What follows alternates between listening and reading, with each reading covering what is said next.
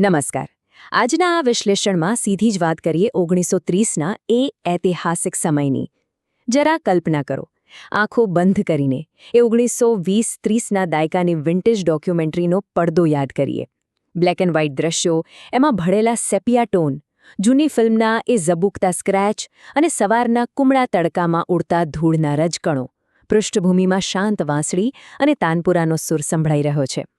સાદી ધોતી પહેરેલા એક વૃદ્ધ માણસ હાથમાં લાકડી લઈને ચાલવા માટે બિલકુલ તૈયાર છે, અને આસપાસ ઊભેલી ભીડ એકદમ શાંત પણ અપાર આશાથી ભરેલી છે. આજના આ વિશ્લેષણમાં આપણે મીઠાના સત્યાગ્રહને માત્ર ઇતિહાસના એક પાના તરીકે નહીં, પણ એક જીવંત સિનેમેટિક અનુભવ તરીકે સમજીશું. તો ચાલો સીધા જ એ જમાનામાં પહોંચી જઈએ. હવે સ્ક્રીન પર આ આંકડો જુઓ, 2400%. હા, 2400%. આ કોઈ સામાન્ય આંકડો નથી, પણ એક ભયંકર, ક્રૂર અન્યાયની સાબિતી છે. બ્રિટિશ સરકારે મીઠા જેવી પાયાની જરૂરિયાત પર 2400% જેટલો ટેક્સ ઠોકી બેસાડ્યો હતો. મતલબ વિચારો તો ખરા, હવા અને પાણી પછી જો જીવન માટે કંઈ સૌથી વધુ જરૂરી હોય તો તે મીઠું છે. પણ એના પર બ્રિટિશરોનો પૂરેપૂરો કબજો હતો.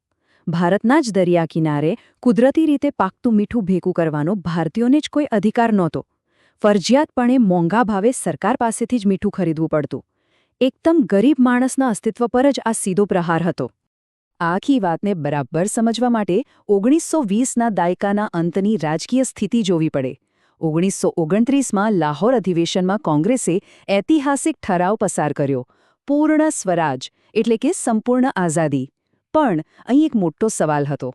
ગાંધીજી બહુ સારી રીતે જાણતા હતા કે માત્ર નેતાઓ મીટિંગો કરે એનાથી આઝાદી નહીં મળે. આખા દેશને, અમીરથી લઈને ગરીબ સુધીના દરેક માણસને જોડવા માટે એક એવા પ્રતીકની જરૂર હતી જે સીધું લોકોના દિલને સ્પર્શે, અને એ માસ્ટર સ્ટ્રોક હતો મીઠું. આનાથી વધુ શક્તિશાળી અને સાર્વત્રિક પ્રતીક બીજું કોઈ હોઈ જ ન શકે. અલબત્ત સીધી જ કોઈ કૂચ નહોતી શરૂ થઈ ગઈ. ગાંધીજીએ પહેલાં વાઇસરોય લોર્ડ ઇર્વિનને 11 માંગણીઓ મોકલીને શાંતિનો છેલ્લો પ્રયાસ કર્યો હતો. પણ સત્તાના નશામાં ચૂર બ્રિટિશ સરકારે આ માંગણીઓ સીધી ફગાવી દીધી. અને ત્યારે ગાંધીજીએ અત્યંત શાંત પણ એટલા જ ધારદાર શબ્દોમાં એક અલ્ટિમેટમ આપ્યું. શબ્દો હતા, મેં ઘૂંટણીએ પડીને રોટલી માંગી હતી, પણ મને પથ્થર મળ્યા. બસ આ એ જ ક્ષણ છે જ્યાંથી આખી ક્રાંતિનો ખરો તણખો ઝર્યો. ફરી એકવાર એ જૂની ફિલ્મના દ્રશ્યમાં જઈએ. ગાંધીજીએ સાબરમતી આશ્રમમાંથી માત્ર 78 સાથીઓને પસંદ કર્યા હતા. હા, પાછળથી એક નેપાળી સાથી જોડાતા આંકડો 79 થયો. પણ આ માત્ર કોઈ નંબર નથી. આ સત્યાગ્રહીઓ ભારતના અલગ અલગ રાજ્યો અને ધર્મોના પ્રતિનિધિઓ હતા. જરાય દ્રશ્યને સ્લો મોશનમાં કલ્પના કરો.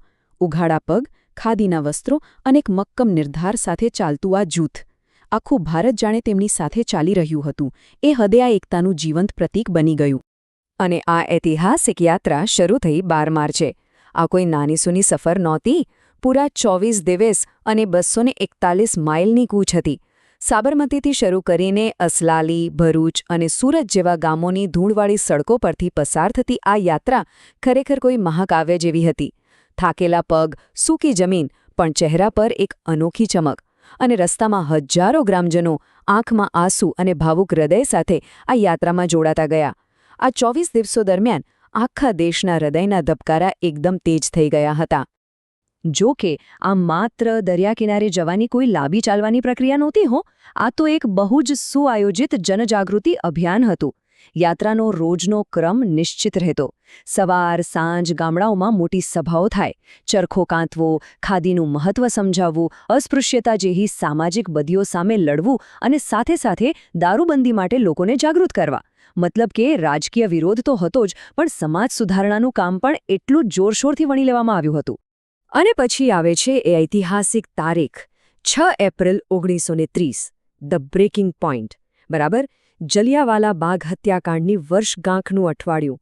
આખો દેશ શ્વાસ રોકીને દાંડીના ઈશાંત દરિયા કિનારા તરફ જોઈ રહ્યો હતો.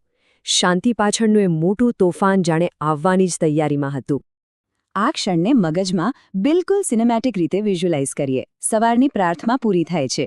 કેમેરા ધીમી ગતિએ સ્લો મોશનમાં કિનારે અથડાતા મોજાઓ પર ફોકસ કરે છે.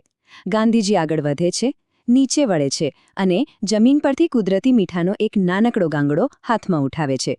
એક નાનકડી મુઠ્ઠી મીઠાએ આખા બ્રિટિશ સામ્રાજ્યના પાયા હલાવી નાખ્યા અને બસ એક અવાજ ગુંજી ઉઠ્યો, નમક કા કાનૂન તોડ દિયા. આ એક વાક્ય સાથે જ આખા દેશમાં સવિનય કાનૂન ભંગ એટલે કે સિવિલ ડિસઓબિડિયન્સ મૂવમેન્ટની ઔપચારિક શરૂઆત થઈ ગઈ. હવે જરા આ આંદોલનની વિશાળતા પર નજર કરીએ. 241 માઇલ એટલે કે લગભગ 385થી 390 કિલોમીટર જેટલું લાંબુ અંતર. પણ સૌથી વધારે ચોંકાવનારો આંકડો તો છે ધરપકડનો. 60,000થી 90,000 જેટલા સામાન્ય નાગરિકો. હા, આટલા બધા લોકોએ હસતા મોઢે એકદમ શાંતિપૂર્વક પોતાની ધરપકડ વહોરી લીધી. આ ખાલી આંકડાઓ નથી, આ તો એ લાખો લોકોની ધીરજ અને ઐતિહાસિક હિંમતના જીવંત સ્મારકો છે. અને આશ્ચર્યની વાત એ છે કે એમનું હથિયાર કોઈ તલવાર કે બંદૂક નહોતી, માત્ર ને માત્ર અહિંસક કુદરતી મીઠું હતું. ખરેખર આ બે શક્તિઓ વચ્ચેનો મુકાબલો જોવો બહુ જ રસપ્રદ છે. એક તરફ છે દુનિયાનું સૌથી શક્તિશાળી બ્રિટિશ સામ્રાજ્ય, જેમના હાથમાં હથિયારો, હિંસા અને સત્તાનો પૂરેપૂરો ડર હતો. બ્રિટિશ પોલીસના થોડા ધૂંધળા પણ ડરામણા ચહેરાઓ કલ્પનામાં લાવી જુઓ. અને બીજી તરફ ભારતના સાવ સામાન્ય નાગરિકો, જેમણે હવે પોતાનો ડર સાવ ગુમાવી દીધો હતો. બ્રિટિશ પોલીસ ચાહે તેટલી કડકાઈ કરે, પણ લોકોની આ અહિંસા અને ધીરજ સામે તેમનું કોઈ જોર ન ચાલ્યું. જ્યારે સત્તા ડરના પાયા પર ઊભી હોય અને સામેવાળો ડરવાનું જ બંધ કરી દે, ત્યારે એ સત્તા કાંપવા લાગે છે, એ નક્કી છે. આખા આંદોલનમાં એક બહુ જ ઐતિહાસિક અને ક્રાંતિકારી બાબત બની, અને એ હતી મહિલાઓની અભૂતપૂર્વ ભાગીદારી. ઇતિહાસમાં કદાચ આ પહેલીવાર બની રહ્યું હતું કે લાખોની સંખ્યામાં મહિલાઓ પોતાના ઘરની ઉંબરો ઓળંગીને રસ્તા પર આવી હતી. કસ્તુરબા ગાંધી, સરોજની નાયડુ અને મીઠુબહેન પિટેટ જેવી પાવરફુલ મહિલા નેતાઓએ તો રીતસરનો મોરચો સંભાળી લીધો હતો. વિદેશી કાપડ હોય કે દારૂની દુકાનો, બધે જ મહિલાઓએ જબરદસ્ત પિકેટિંગ એટલે કે ધરણા કર્યા. આઝાદીની લડાઈનો આ એવો ટર્નિંગ પોઈન્ટ હતો જેણે આખા સમાજની વિચારસરણી જ બદલી નાખી. અને એવું બિલકુલ નહોતું કે આ બધું ખાલી ભારતમાં જ થઈ રહ્યું હતું. આખી દુનિયાની નજર અહીં મંડાયેલી હતી. અમેરિકન પત્રકાર વેબ મિલરે ધરાસણા સત્યાગ્રહનું જે રિપોર્ટિંગ કર્યું, એણે તો આખી દુનિયામાં ખળભળાટ મચાવી દીધો. શાંતિપૂર્વક ઉભેલા સત્યાગ્રહીઓ પર બ્રિટિશ પોલીસના જે ક્રૂર લાઠીચાર્જના અહેવાલો આંતરરાષ્ટ્રીય અખબારોમાં છપાયા, તેણે બ્રિટિશ સામ્રાજ્યની કહેવાતી સભ્ય અને નૈતિક છબીના લીરે લીરા ઉડાડી દીધા. હવે આંતરરાષ્ટ્રીય સ્તરે બ્રિટિશરો માટે પોતાનો બચાવ કરવો અશક્ય બની ગયો હતો. આખરે 1931નું વર્ષ આવતા ધી એમ્પાયર યીલ્ડ્સ એટલે કે સામ્રાજ્યને ઝૂકવું જ પડ્યું. આંતરરાષ્ટ્રીય દબાણ અને ભારતની જનતાની અડગ હિંમત સામે બ્રિટિશ સરકારને સમજાઈ ગયું કે હવે ખાલી ડર બતાવીને શાસન નહીં ચાલે. જરા વિચારી જુઓ, દુનિયાની સૌથી મોટી સત્તા એક લાકડીના સહારે ચાલતા માણસ સામે સમજૂતીના ટેબલ પર બેસવા મજબૂર બની ગઈ હતી. અને આ ઝુકાવનું પરિણામ શું આવ્યું? ગાંધી-ઇરવિન કરાર. આ કોઈ નાની બાબત નહોતી. એક શાંતિપૂર્ણ કૂચનો આ બહુ મોટો કાનૂની વિજય હતો. બ્રિટિશ સરકારે રાજકીય કેદીઓને મુક્ત કરવા પડ્યા અને ભારતીયોને પોતાના અંગત ઉપયોગ માટે મીઠું પકવવાની કાયદેસરની છૂટ આપવી પડી.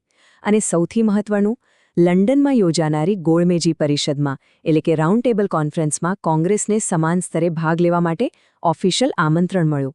મતલબ કે હવે ભારતીયો સાથે બરાબરીનો વ્યવહાર કરવો જ પડશે એ નક્કી થઈ ગયું. સ્ક્રીન પર લખેલા આ શબ્દો ખરેખર મનમાં ઉતારી લેવા જેવા છે. અહિંસાની શક્તિએ બ્રિટિશ સામ્રાજ્યને હચમચાવી દીધું. આ જરાય અતિશયોક્તિ નથી હોં. એ સેપિયા ટોનના જૂના ડોક્યુમેન્ટરીના દૃશ્યો ફરી યાદ કરો. એ ઉઘાડા પગ, એ ધૂળવાળા રસ્તા અને હાથમાં રહેલી એ એક ચપટી મીઠાની તાકાત.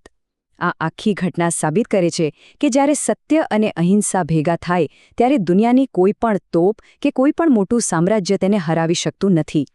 આ આંદોલને બ્રિટિશરોને સ્પષ્ટ મેસેજ આપી દીધો હતો કે ભારત હવે વધુ સમય ગુલામી સહન કરવાના મૂડમાં બિલકુલ નથી. તો આખા વિશ્લેષણના અંતે એક બહુ જ ઊંડો પ્રશ્ન ઊભો થાય છે. ક્યારે વિચાર્યું છે કે રોજબરોજના જીવનની સાવ સામાન્ય દેખાતી વસ્તુ, જેને આપણે કદાચ ધ્યાન પણ નથી આપતા, તે કોઈ મોટા અન્યાય સામેનો સૌથી ખતરનાક અને અંતિમ હથિયાર કેવી રીતે બની શકે? એક જૂની ક્લાસિક ફિલ્મના એન્ડિંગ સીનની જેમ આ પ્રશ્નને જરા મનમાં ગુંજવા દઈએ. શાંતિપૂર્ણ પ્રતિકારની આ તાકાત સદીઓ સુધી ઇતિહાસમાં અમર રહેશે. આજના આ વિશ્લેષણમાં જોડાવા બદલ અને આ ઐતિહાસિક સફરના સાક્ષી બનવા બદલ ખૂબ ખૂબ આભાર.